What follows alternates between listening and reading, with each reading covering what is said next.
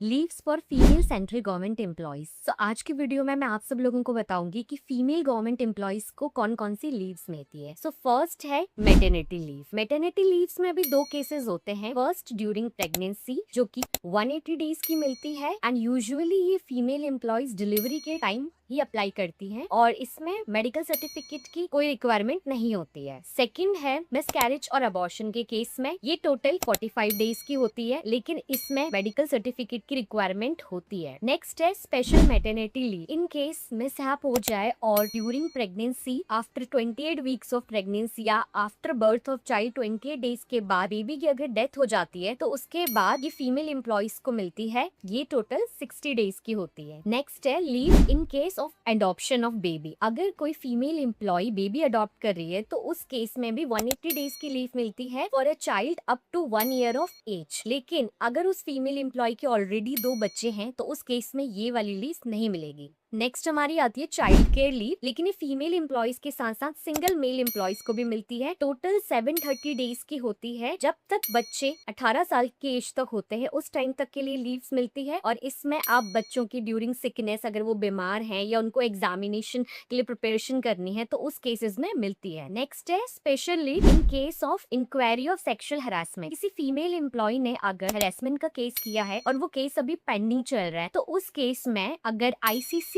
और LCC recommend करती है तो टोटल 90 डेज की लीव्स मिल सकती है female employ. Thank you for watching.